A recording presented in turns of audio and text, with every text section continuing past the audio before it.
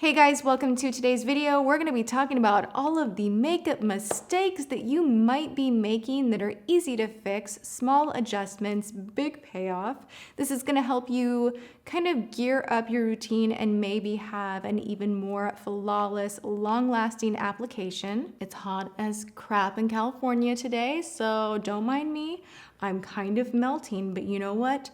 These tips can help you even on the hottest day of your life to have things kind of really look good from morning to night. So we're gonna go over all the dish on some of my best tips and tricks and mistakes you shouldn't do. The first thing I want to address is the lovely demarcation line that some of us can have when we don't blend our foundation down our neck.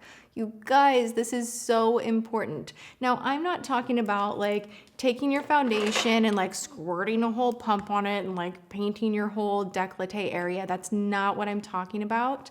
What I am suggesting is that as you are doing this business with your face and your foundation, you're making your skin look so good. Don't forget about the jawline. You want to take a little bit underneath there. I always like tilt my head back and I literally go right underneath here because for some reason this part always gets neglected. And then in real life, if you're laughing, you're moving around, you might have foundation lines right here, but you'll also have like a foundation-less area underneath your chin, which naturally is going to be a little bit lighter because you're not exactly getting sun underneath your chin. The sun's hitting your face, your chest.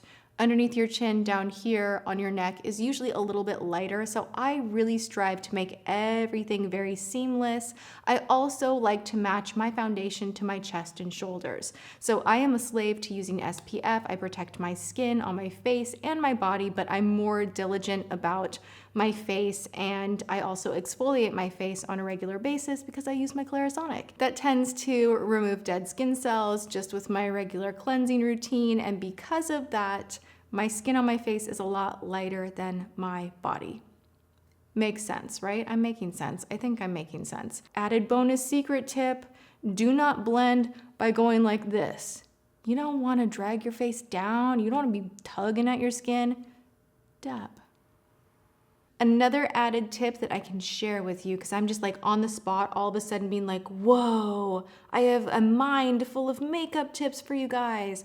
So this is not really a mistake. Like the mistake is matching your foundation poorly and not blending it down the neck. We've covered that. But a bonus tip would be if you have a higher end foundation that you love and you want to play with drugstore foundation, and let's say that the foundation that you love matches you perfectly, bring that with you to the drugstore so that you can match it up to whatever you are purchasing on the shelf. Most foundations have a clear bottle or some area where you see what color the foundation is, and that way you can kind of match on the spot. I have done that in the past just to kind of get in your brain what tone the foundation is. It totally helps. Also, if you're in the department stores, ask for samples.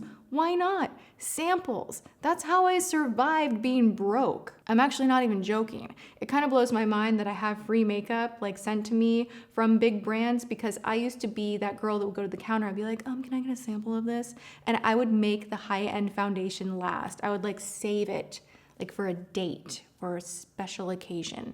Do you know what I'm saying? So ask for samples, they will give them to you.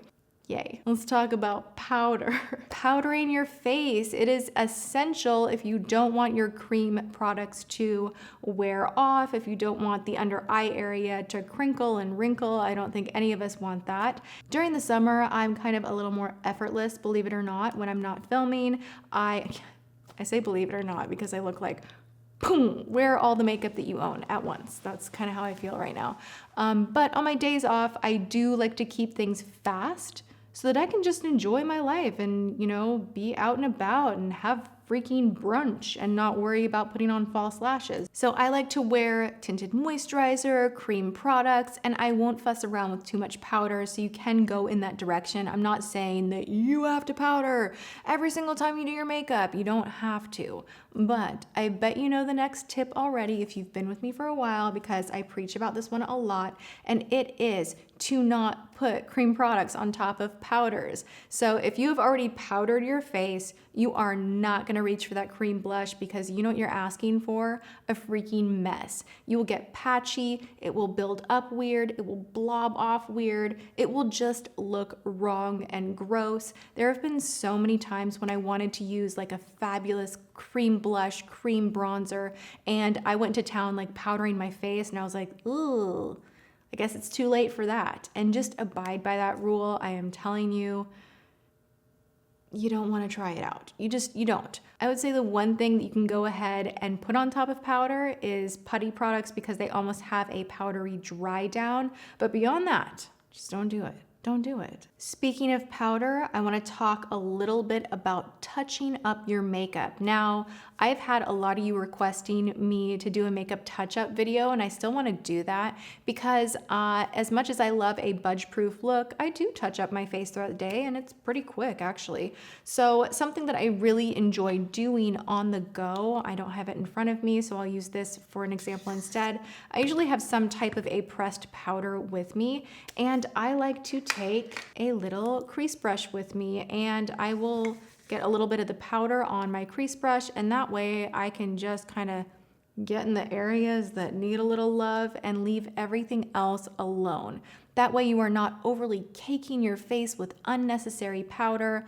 Don't do it. A better way to kind of get the rest of your face is a blotting paper, and then just kind of detail the areas that need a little de-shining. That is the best trick because the more you powder your face throughout the day, the more layers, the more crunchy and cakey it will look by evening. So less is more, but I do understand sometimes you look in the mirror and you're like, oh, my nose is all shiny, I gotta fix that. Just go in with a light hand and an eyeshadow brush. It will change your life. Another mistake, in my opinion, is when you full on do your eyebrows and mascara and then powder your face. Just powder your face first and then finish your brows and then put on mascara. You might think that that's not really a big deal, but especially if you are using wet products or a brow pomade, the powder is going to adhere to your brow hairs and it's just going to change the shape, the shade. It's going to stick to those brows and you don't want that. Same thing with your lashes. If you think about it, you're going into either a pressed powder or a loose powder is even worse, but regardless, do we see there is little dusty powder there? Now that's gonna grab onto anything wet. I don't personally want that. I want my lashes to be as bold and black and full and thick and volumized and lengthened as possible. And I want my brows to look really sharp and, I want the time I put into them to be worth it. It's one of those little extra steps that I always do. Now, if I put my brows on before I do foundation and powder and all of that, I will make sure that I go with a brow gel once everything is done to make sure that there isn't any powder clumping up and sticking to my brow hairs. Liquid lipstick is a huge trend. I think everyone has tried it at this point, but we all know they dry down matte. They dry down dry. They can kind of crack your lips up and do weird things if you do not prep your lips. So if you're gonna be rocking a matte liquid lip or just a matte lip in general, always use a scrub. It seems like one of the dumbest things ever, like, oh yeah, that's really gonna change my life, but it really will. Any of that dead skin that can clump up into your lipstick and ruin the whole look, in my opinion, because nothing looks weirder than liquid lipstick that dries down matte, kind of over a bumpy, lumpy, dry, chapped lip. That is not cute. So definitely use a scrub. This one I'm obsessed with because, guys, this smells like watermelon gum. Like, it's called watermelon gum, but I can't even tell. Like, I really want to eat it. I know I shouldn't even say that on my channel because this is not food. It's not food. Don't eat it. But oh crap, this is so good. This is from Jeffree Star, and it is the Velour Scrub in watermelon gum. Yum. But you could use just basic sugar olive oil if you're on a budget. If you want to invest in a scrub, that one is really gritty. It does definitely remove all that dead skin. My point is, take that extra step if you are going to be going for a look like this. I'm gonna just throw in a little shade in this video. Makeup mistake to avoid. Don't use a safety pin to like comb apart your lashes. I couldn't resist in this video. You guys know I love Christine so much, and we did our whole collab, and when I saw her doing that with her lashes, I was like, what the hell? Use a lash comb, use a spoolie. Christine, I'm rooting for you to cut that bad habit. I am personally cheerleading you on. I want you to use the tool that I recommended, something like this to comb your lashes, not a needle. I have a fabulous trick for you guys. This is one of the best. And it's so not talked about, and that is brush placement. So when you are doing your shadows, depending on your eye shape, this is gonna be really helpful for more hooded eyes, but you wanna not go in the crease flat all over the lid and rub all your other shadows around.